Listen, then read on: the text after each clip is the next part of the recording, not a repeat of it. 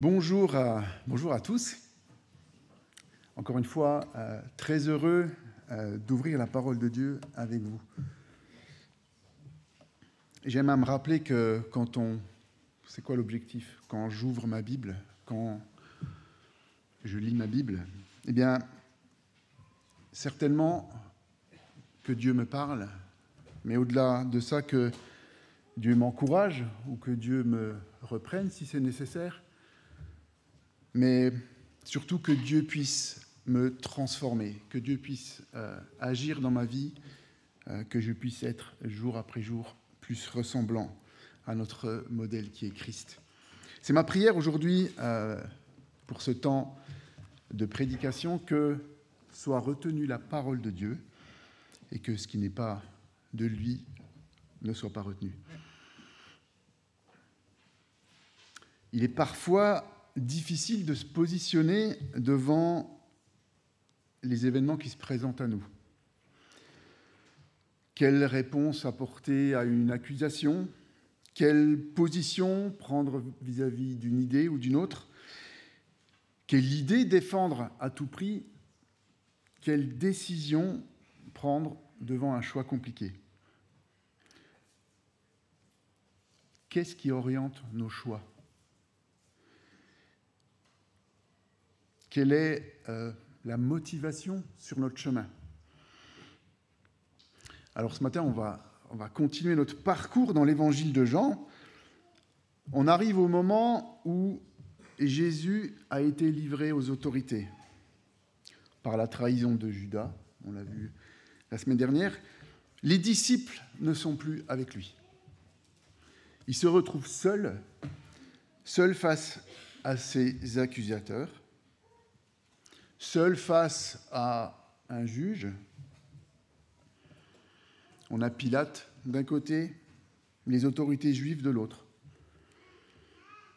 Et j'aimerais vous inviter aujourd'hui à considérer le comportement de chacun des participants à ce pseudo-procès, et plus particulièrement ce qui motive les prises de position des uns et des autres. Mais d'abord, ensemble, ouvrons la parole de Dieu et on veut lire dans Jean au chapitre 18, à partir du verset 28 jusqu'au chapitre 19, le verset 16.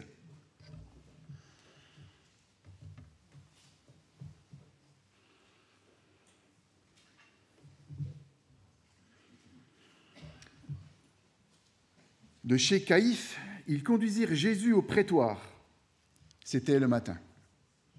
Ils n'entrèrent pas eux-mêmes dans le prétoire afin de ne pas se souiller et de pouvoir manger le repas de la Pâque.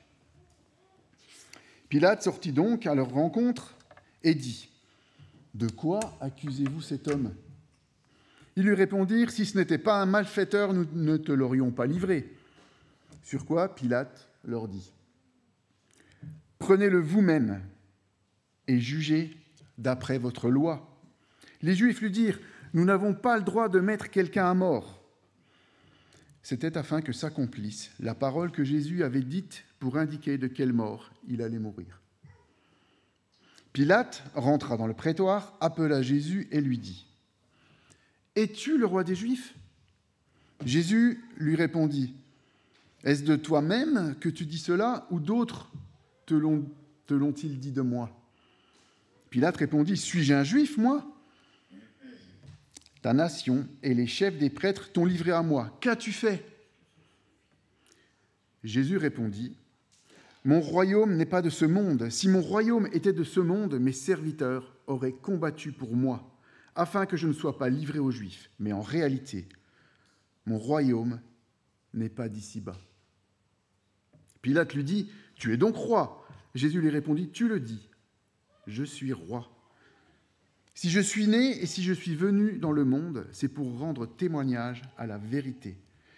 Toute personne qui est de la vérité écoute ma voix. » Pilate lui répliqua : « Qu'est-ce que la vérité » Sur ces mots, il sortit de nouveau à la rencontre des Juifs et leur dit : « Pour ma part, je ne trouve en lui aucun motif de le condamner. Mais comme c'est une coutume parmi vous que je vous relâche quelqu'un lors de la Pâque, voulez-vous que je vous relâche le roi des Juifs ?» Alors, de nouveau, ils crièrent tous, « Non, pas lui, mais Barabbas. » Or, Barabbas était un brigand. Alors Pilate ordonna de prendre Jésus et de le fouetter. Les soldats tressèrent une couronne d'épines qu'ils posèrent sur sa tête et lui mirent un manteau de couleur pourpre. Puis, s'approchant de lui, il disait « Salut, roi des Juifs !» et il lui donnait des gifles. Pilate sortit de nouveau et dit aux Juifs « Voilà, je vous l'amène dehors afin que vous sachiez que je ne trouve en lui aucun motif de le condamner. » Jésus sortit donc, portant la couronne d'épines et le manteau de couleur pourpre. Pilate leur dit « Voici l'homme. » Lorsque les chefs des prêtres et les gardes le virent, ils s'écrièrent « Crucifie-le, crucifie-le !» Pilate leur dit « Prenez-le vous-même et crucifiez-le, car pour ma part, je ne trouve en lui aucun motif de le condamner. » Les Juifs lui répondirent « Nous avons une loi, et d'après notre loi, il doit mourir parce qu'il s'est fait fils de Dieu. » Quand il entendit cette parole, Pilate eut très peur. Il rentra dans le prétoire et dit à Jésus « D'où es-tu » Mais Jésus ne lui donna aucune réponse. Pilate lui dit « C'est à moi que tu refuses de parler. Ne sais-tu pas que j'ai le pouvoir de te relâcher et que j'ai le pouvoir de te crucifier ?» Jésus lui répondit « Tu n'aurais aucun pouvoir sur moi s'il ne t'avait pas été donné d'en haut. C'est pourquoi celui qui me livre à toi est coupable d'un plus grand péché. » Dès ce moment-là, Pilate chercha à le relâcher, mais les Juifs criaient « Si tu le relâches, tu n'es pas l'ami de l'empereur. Tout homme qui se fait roi se déclare contre l'empereur. » Après avoir entendu ces paroles, Pilate amena Jésus dehors et siégea au tribunal à l'endroit appelé le pavé, en hébreu Gabbatha. C'était le jour de la préparation de la Pâque. Il était environ midi. Pilate dit aux Juifs « Voici votre roi !» Ils s'écrièrent alors « À mort, crucifie-le !»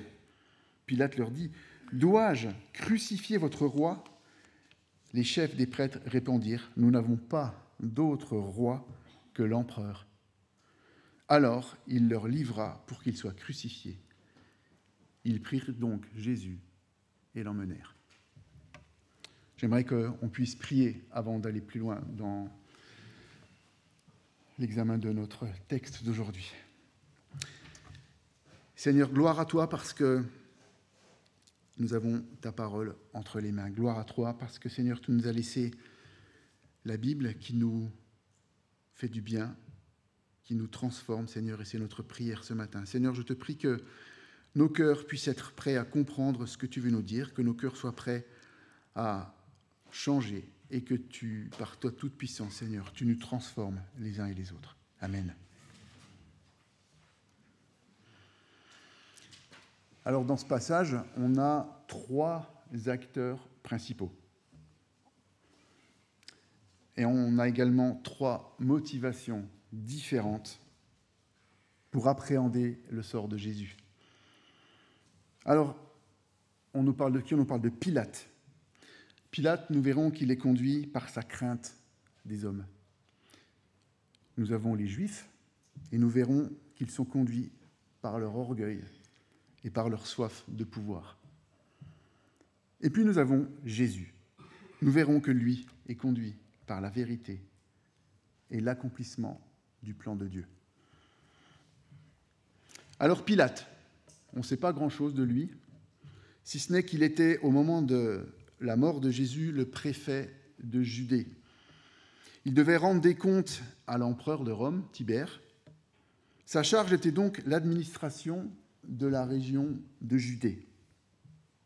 Il devait donc composer avec les différents partis, les autorités juives d'un côté, les autorités romaines, la population de Judée, principalement juive, mais marquée à ce moment-là par le ministère de Jésus. Autant dire que sa tâche ne devait pas être des plus simples, et il devait ménager la chèvre et le chou. Alors essayons de comprendre comment Pilate gère la situation compliquée avec l'accusation des Juifs à l'encontre de Jésus. D'abord, une chose qui est claire tout au long du passage, c'est que Pilate est convaincu de l'innocence de Jésus. Au verset 38, il sortit de nouveau à la rencontre des Juifs et leur dit « Pour ma part, je ne trouve en lui aucun motif de le condamner. » Chapitre 19, verset 4, « Pilate sortit et dit aux Juifs, « Voilà, je vous l'amène dehors afin que vous sachiez que je ne trouve aucun motif de le condamner. » 2 versets plus loin, Pilate leur dit « Prenez-le vous-même et crucifiez-le, car pour ma part, je ne trouve en lui aucun motif de le condamner. » Et au verset 12, dès ce moment-là, Pilate chercha à le relâcher. Il paraît évident que Pilate est convaincu de l'innocence de Jésus. Tout au long du texte, nous le comprenons. Il a une forte conviction. Il le dit à 3 reprises, on vient de le lire, et il cherche à plusieurs reprises à le libérer. Pourtant, nous avons vu que Pilate va condamner Jésus. Ce n'est manifestement pas la vérité qui motive la décision de Pilate. La première question que je me pose, est-ce que toutes mes décisions sont le fruit d'une conviction? Ou parfois, est-ce que je privilégie le compromis pour diverses raisons? Paul, dans son épître aux Romains, nous invite à agir selon notre foi. Je vous lis Romains 14, les versets 22 et 23. « Cette foi que tu as, garde-la pour toi devant Dieu. Heureux celui qui ne se condamne pas lui-même parce qu'il approuve. Mais celui qui a des doutes au sujet de ce qu'il mange est condamné parce qu'il n'agit pas par une conviction de foi. Tout ce qui ne provient pas d'une conviction de foi est péché. » Et je crois que nous sommes ici encouragés à rester fermes dans notre foi et à nous laisser guider par la vérité. Fuyons le compromis.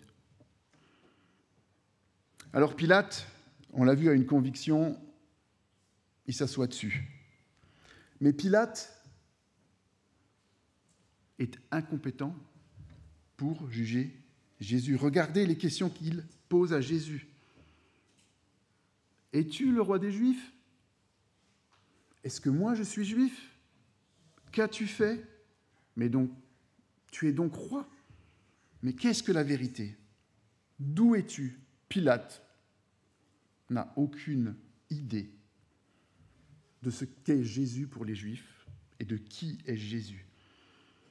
Il est manifeste que Pilate ne connaît pas Jésus, ne comprend pas la situation, n'a pas les éléments pour le juger. Il ne sait pas qui est Jésus, quel est son rang, d'où il vient, qu'est-ce qu'il fait. Rien.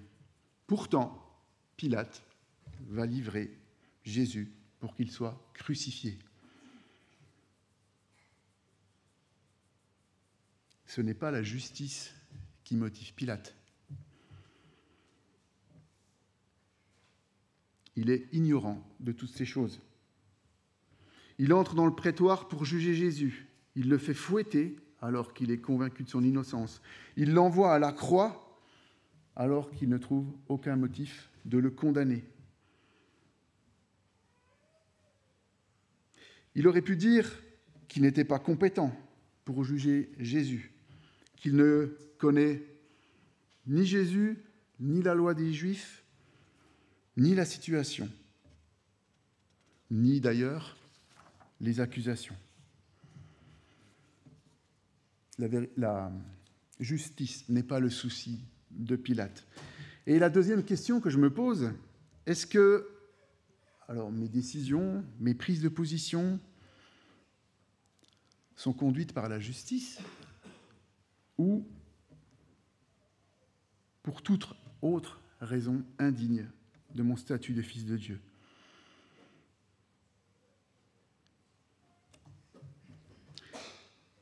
j'aimerais vous relire Philippiens 4, les versets 8 et 9 que je vous avais déjà lus la semaine dernière. « Enfin, frères et sœurs, portez vos pensées sur tout ce qui est vrai, tout ce qui est honorable, tout ce qui est juste, tout ce qui est pur, tout ce qui est digne d'être aimé, tout ce qui mérite l'approbation, ce qui est synonyme de qualité morale et ce qui est digne de louange. Ce que vous avez appris, reçu et entendu de moi, et ce que vous avez vu en moi, mettez-le en pratique, et le Dieu de la paix sera avec vous. » Le deuxième encouragement, pour moi, est de rester vigilant à être conduit en toutes choses par la justice. Fuyons la médisance, la calomnie, l'injustice, l'à peu près. Et enfin, dernier trait de Pilate qu'on peut voir dans ce texte, Pilate a peur. Finalement, quelle est la véritable motivation de Pilate ? Ce n'est pas la justice, ce n'est pas la vérité. On voit dans le verset 8 du chapitre 19, il eut très peur. Dans ce verset, la peur de Pilate est clairement exprimée, mais en réalité, Pilate prend toutes ses décisions motivées par la crainte. Il a la crainte des autorités juives, car il ne veut pas s'occuper du sort de Jésus. Et malgré tout, il le fait. Il craint de se trouver en désaccord profond avec les autorités juives, ce qui pourrait engendrer des difficultés dans l'administration de la Judée. Alors, plutôt que de repousser la demande des autorités juives, il préfère condamner Jésus, plutôt que d'affronter un conflit. Il a la crainte de l'autorité romaine. Sa décision finale fera suite à l'intervention des Juifs qui criaient « Si tu le relâches, tu n'es pas l'ami de l'empereur ». Pilate préfère condamner Jésus que de risquer d'être en porte-à-faux vis-à-vis de Rome. Pilate a peur de Jésus. Lorsque les Juifs lui annoncent qu'il s'est fait fils de Dieu, Pilate prend peur et cherche à savoir si ce que les Juifs lui ont dit est vrai. En réalité, tout ce qui anime Pilate, c'est la crainte des hommes, que ce soit Jésus, les Juifs ou Rome. Ce qui motive en réalité Pilate, c'est son désir d'éviter tout désagrément pour ne pas avoir à affronter ni de représailles, ni de conflit avec qui que ce soit. Pilate prend sa décision par rapport à ce qui pourrait lui arriver. Alors la troisième question que je me pose est de savoir si, parfois ou souvent, mes décisions ou mes prises de position ne sont pas plutôt motivées par ma crainte des hommes ou par ma volonté d'être en paix, alors en paix plutôt, je dirais, tranquille, plutôt que par la vérité ou la justice. Et je crois que nous sommes ici encouragés à rester vigilants à ce que notre chemin ne soit pas tracé par notre crainte de ce qui pourrait arriver, mais plutôt par la crainte de Dieu, dans le sens où nous devrions être motivés par notre désir de le servir et de l'honorer en servant la vérité et en pratiquant la justice. Finalement, Pilate, bien que dans cette situation tout-puissant, je ne sais pas si vous avez noté, il dit à Jésus qu'il a le pouvoir de le libérer ou le pouvoir de le crucifier, eh bien, Pilate tout-puissant est guidé par sa crainte des hommes qui l'entourent. Il est préoccupé par ce qui pourrait se passer si sa décision n'est pas la bonne. Il n'a que faire ni de la justice, ni de la vérité, mais il se préoccupe tout d'abord de son confort. Gardons-nous d'une telle attitude. Mais alors, qu'en est-il des Juifs ? Des Juifs et en particulier des autorités juives. Alors, ce qui me frappe tout de suite, c'est l'hypocrisie religieuse des Juifs dans ce passage. On en parle souvent, mais je crois qu'elle est criante. Tout au long du passage, nous voyons que les Juifs ne sont pas motivés par le respect profond de la loi. En effet, ils n'ont cesse d'essayer de la contourner pour arriver à leur fin, c'est-à-dire la condamnation de Christ à la croix. Alors 2 exemples. Ils n'entrent pas dans le prétoire pour ne pas se souiller, mais n'ont pas de scrupule à condamner un innocent. Et puis on lit qu'ils n'ont pas le droit, je crois que c'est là le plus fort, ils n'ont pas le droit de mettre quelqu'un à mort. Ils demandent à Pilate de crucifier Jésus. Ce qui caractérise les Juifs dans ce passage, c'est le décalage abyssal entre l'esprit de la loi et l'application qu'ils en font. Pire, ils essaient de trouver des moyens pour contourner la loi, tout en essayant de se convaincre qu'ils la respectent. Paul nous éclaire dans ses épîtres, et j'aimerais vous citer 2 versets. Un dans l'épître aux Corinthiens, chapitre 3, le verset 6, et 2 dans l'épître aux Romains, chapitre 2, versets 28 et 29. Dans Corinthiens, il nous a aussi rendus capables d'être serviteurs d'une nouvelle alliance, non de la lettre, mais de l'esprit, car la lettre tue, mais l'esprit fait vivre. Et puis dans Romains, le juif, ce n'est pas celui qui en a l'apparence. Et la circoncision, ce n'est pas celle qui est visible dans le corps, mais le juif, c'est celui qui l'est intérieurement. Et la circoncision, c'est celle du cœur, accomplie par l'esprit, et non par la loi écrite. La louange que reçoit ce juif ne vient pas des hommes, mais de Dieu. Du coup, la 4e question que je me pose, c'est de savoir si parfois je ne rejoins pas dans une certaine mesure l'attitude des Juifs. Est-ce que parfois ma piété ne cache pas une hypocrisie religieuse ? Nous sommes mis en garde tout au long de la parole de Dieu à ne pas tomber dans le légalisme, ne pas croire que par ce que nous faisons, nous pouvons nous rendre agréables à Dieu.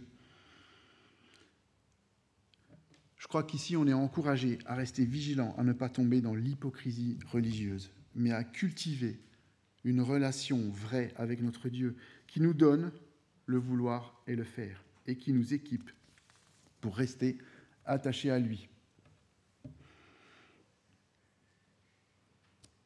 La 2e motivation des Juifs et des autorités juives dans ce texte, c'est la haine. Il est frappant de voir l'attitude des Juifs tout au long de notre passage. Ils vouent une haine véritable à Jésus. Ils demandent à plusieurs reprises, de façon forte, à le crucifier. Je ne sais pas si on s'imagine la scène, mais toute une foule qui hurle pour demander de crucifier quelqu'un. Comment peut-on en arriver là sans être motivé par une haine profonde ?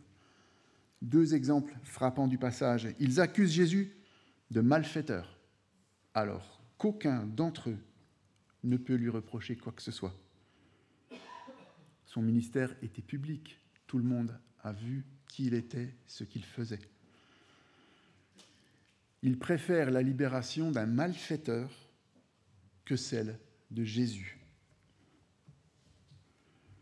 Alors le comportement des Juifs dans ce passage peut nous paraître grossier et nous pourrions avoir la faiblesse de croire que nous ne sommes pas concernés par une telle attitude. Pourtant, la 5e question que je me pose, c'est est-ce que parfois mon comportement n'est pas guidé par des inimitiés, par de la rancœur ou même de la haine ?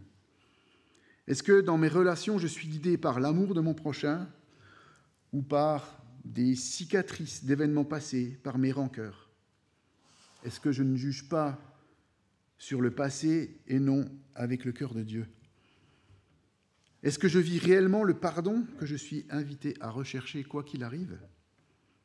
Pour rappel, Christ est mort pour nous alors que nous étions encore pécheurs. Je crois qu'ici nous sommes encouragés à rester vigilants à ce que notre vie soit motivée par les 2 commandements que Christ nous a laissés, c'est-à-dire d'aimer Dieu et d'aimer notre prochain comme nous-mêmes.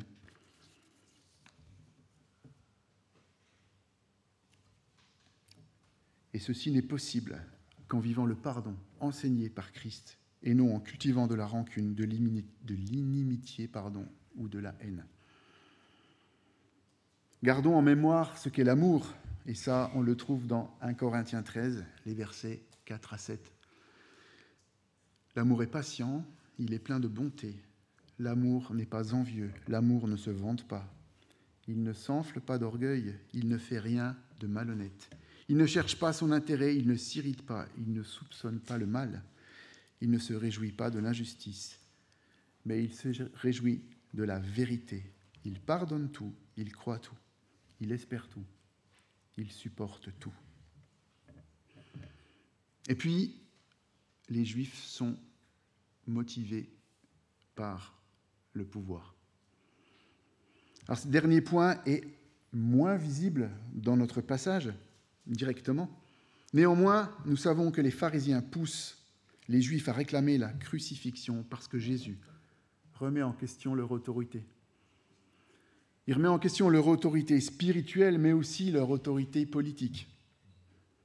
Et le levier qu'ils utilisent pour manipuler Pilate est bien celui de l'autorité. Ils déstabilisent Pilate en jouant sur l'autorité romaine. Ils nient la royauté de Jésus. Et ils reconnaissent de façon hypocrite la royauté de l'empereur. Leur seule préoccupation, en réalité, est la place de chacun, et en particulier la leur. En réalité, Jésus met à mal d'abord leur position de leader spirituel. Il enseigne de façon différente, il les accuse d'hypocrisie, il privilégie une foi vivante plutôt que le respect de la loi à la lettre. Ensuite, il met à mal leur position de leader politique. Il pense que Jésus se proclame roi terrestre et par le fait veut prendre leur place dominante. Et enfin, il met à mal, de façon générale, l'ordre établi. Finalement, l'occupation romaine, dont ils disent vouloir être libérés, les arrange bien dans leur position de chef spirituel et politique en Judée. Les Juifs et leurs chefs, en réalité, ne sont motivés que par leur place, leur orgueil et l'ordre établi, qui ne doit à aucun moment être remis en cause. Alors, loin de moi l'idée d'avancer dans la vie comme ces religieux hypocrites. Pourtant, la question que je me pose ici, est-ce que parfois je ne suis pas tenté de prendre des décisions pour préserver l'ordre établi plutôt que la vérité, pour préserver ma petite place plutôt que privilégier mon frère ou ma sœur, pour préserver ma fierté plutôt que m'humilier? Nous pouvons lire dans Romains 12, les versets 1 et 2. « Je vous encourage donc, frères et sœurs, par les compassions de Dieu, à offrir votre corps comme un sacrifice vivant, saint, agréable à Dieu. Ce sera de votre part un culte raisonnable. » Mes amis, soyons vigilants à ne pas préserver notre précaré à tout prix, au détriment de nos frères et sœurs. Soyons vigilants à ne pas rechercher notre propre gloire au détriment de la gloire de Dieu. Soyons vigilants à ne pas privilégier l'ordre établi plutôt que l'amour de Dieu et de notre prochain. Finalement, après avoir examiné le comportement de Pilate et celui des Juifs et de leurs chefs, on constate une seule chose, c'est que les uns et les autres ne sont motivés que par leur propre personne. Leur comportement traduit la confiance qu'ils mettent dans le pouvoir, dans la crainte des hommes, dans l'ordre établi, dans la religion, et non en Dieu, qui est souverain sur toute chose. Comme Adam, Pilate et les Juifs marquent leur indépendance à Dieu. C'est le comportement naturel de l'homme pécheur. Mais alors, qu'en est-il de Jésus dans ce passage ?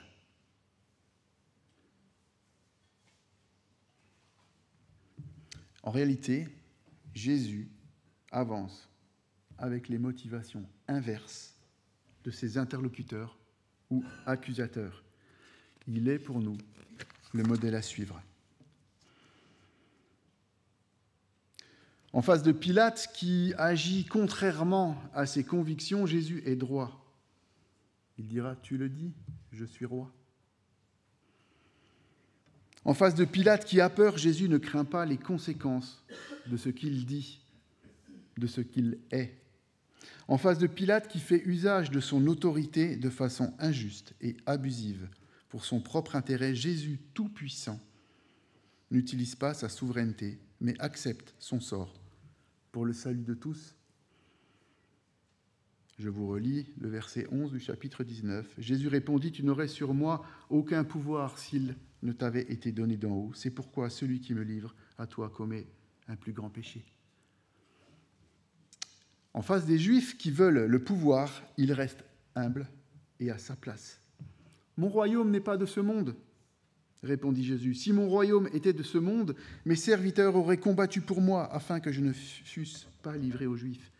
Mais maintenant, mon royaume n'est point ici-bas. » En face des Juifs qui vivent pour leur propre gloire, il va au bout de sa mission pour la gloire de Dieu. Je vous relis, Pilate lui dit « Tu es donc roi ?» Jésus répondit « Tu le dis, je suis roi. Je suis né et je suis venu dans le monde pour rendre témoignage à la vérité. Quiconque est de la vérité, écoute ma voix. » Alors peu importe les conséquences, Jésus rappelle en quelques mots, en quelques prises de position, qu'il n'est pas venu pour être un roi libérateur de l'oppression romaine, qu'il est le roi des cieux, qu'il est venu pour annoncer la vérité, la bonne nouvelle, qu'il est attaché à la vérité, qu'il est humble pour accepter le sort que son Père lui réserve, qu'il maîtrise toutes choses, mais s'efface devant le plan de Dieu. Pour terminer, Jésus est motivé par l'amour du Père, l'amour des hommes. Il n'est pas orgueilleux, il est juste, il recherche la vérité, il est humble, il est patient, il pardonne. Un exemple à suivre, je vous disais, la cible semble inatteignable. La semaine dernière, nous avons parlé de Pierre qui a renié Jésus par 3 fois. Pourtant, il était un proche de Christ. Comment pourrions-nous faire mieux que lui ? Eh bien, nous retrouvons Pierre un petit peu plus loin. Quelque temps plus tard, il témoigne le jour de la Pentecôte. Il ne craint plus rien. Alors, est-ce que Pierre est devenu un extraterrestre, infaillible, irréprochable ? Non. Paul le reprendra plus tard, car il craindra la réaction des Juifs lorsqu'il fréquentera les non-Juifs. En réalité, la cible est inatteignable par nos propres forces. Mais tout comme Pierre et tous ceux qui ont accepté Christ comme leur Sauveur et Seigneur, nous sommes remplis de l'Esprit Saint, et le fruit de l'Esprit, c'est l'amour, la joie, la paix, la patience, la bonté, la bénignité, la fidélité, la douceur, la tempérance. La loi n'est pas contre ces choses. Ceux qui sont à Jésus-Christ ont crucifié la chair avec ses passions et ses désirs. Si nous vivons par l'Esprit, marchons aussi selon l'Esprit. J'aimerais finir en disant que nous devrions être encouragés, car Christ nous a envoyé l'Esprit Saint par lequel nous pouvons passer au filtre toutes nos actions, nos pensées, nos paroles, nos décisions, pour savoir si nous sommes dans la volonté de Dieu et si nous suivons le modèle parfait de Christ. Et nous ne sommes pas seuls, mais nous avons la parole de Dieu qui transforme, la prière pour être en communion avec Dieu et l'Église pour nous garder. Amen. J'aimerais prier. Seigneur, c'est vrai, la cible semble inatteignable et trop souvent, Seigneur, j'ai le sentiment de ressembler soit à Pilate, soit à ces Juifs. Mais Seigneur, toi, tu nous équipes, tu nous donnes le vouloir et le faire. Et c'est par ton esprit, Seigneur, que nous pouvons avancer sur le chemin que tu as tracé d'avance pour nous.